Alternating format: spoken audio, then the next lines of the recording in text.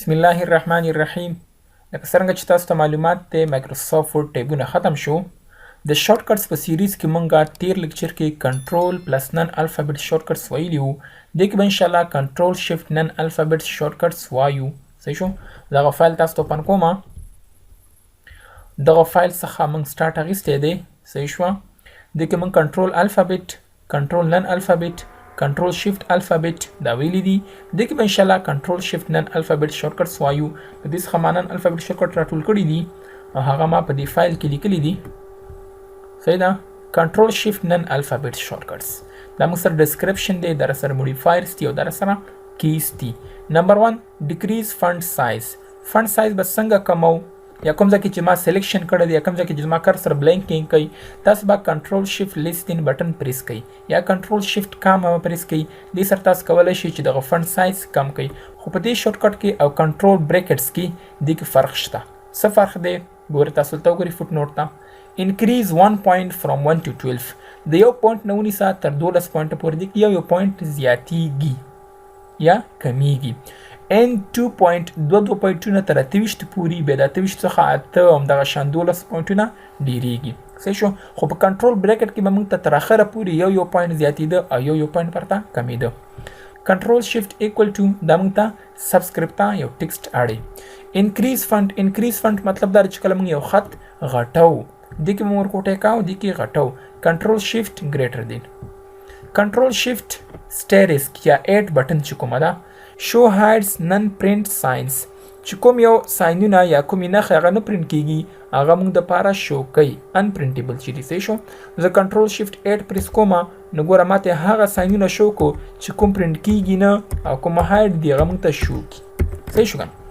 کنټرول شیفت اپر اند لوور یا کنټرول شیفت اپ اند ډاون دا موږ د سکی دا موږ ته پیراګراف انتخابي.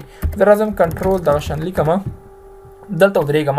کنټرول شیفت ډاون دا به ماته ډاون پیراګراف 1 پیراګراف ماته انتخابي.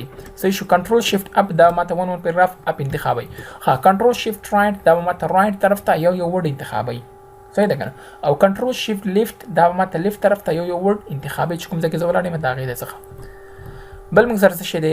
کنټرول شیفت هوم فونټ سلیکټ اباف او فونټ سلیکټ بیلو هوم او اند.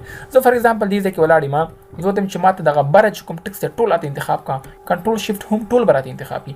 زه ته چې کوم ځکه زه ولاړ یم دغه کرسر څخه لاندې ټول ټکس ماته انتخاب دغه ډاکومنټ کې چې څومره ټکس موجود دی کنټرول شیفت ان ټول ماته انتخاب کی.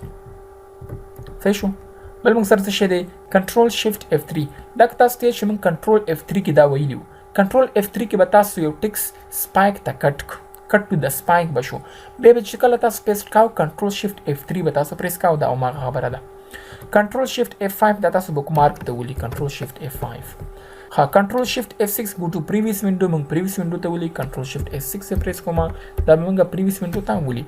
کنټرول شیفت F7 اپډیټ لینکډ انفارمیشن ان ورډ 2010 ډاکومنٹ چې کوم اپډیټ چې کوم انفارمیشن تا لینک کړی دی په دغه ورډ کې هغه ټول تاسو ته اپډیټ کی. کنټرول شیفت F7 په تر باندې. کنټرول شیفت F8 مطلب دا چې ایکسټند سلیکشن پریس ایرو که زه فار ایگزامپل دی فایل ترا شمه او دې کې زه کنټرول شیفت F8 پریس کوم F8 ما پریس کو اوس به زه ایرو پریس کوم ایرو. صحیح شو؟ د اوس شی پریس کوم ایرو به زه پریس کوم زه کولای شم چې دا څه کما دغه سلیکشن زه ایکسټند کما. صحیح ده کنه؟ دا مو سره کنټرول شیفت F8 هم دغه شان کنټرول شیفت F9 انلینک اپډیټ فیلډ دا موږ سره فیلډز دي. زه غواړم چې له دې څخه نارمل ټکس جوړ کما نو زه به کنټرول شیفت F9 پریس کوم. کنټرول شیفت F9 که زه چې نه دا د ماته په همدغه شکل کې موجود وي صرف جواب شو کومه نو تاسو به Alt F9 پریس کړئ. Alt F9 اوس ما سره ریکارډینګ اون دی نو کېدای شي زما ریکارډینګ بند شي یا سټاپ شي یا پاس شي نو تاسو ځان سره وکړئ ان شاء الله. که به څه مشکل ماته په کمنټ کې ولیکئ. کنټرول شیفت F11 انلاک ا فیلډ دا به تاسو ته فیلډ انلاک. کنټرول شیفت F12 پرنٹ دا موږ پرنٹ ته ولي. هیله کوم چې په دې ویډیو باندې پوه شوي یاست. دا موږ سره کنټرول شیفت نن الفابet شارټ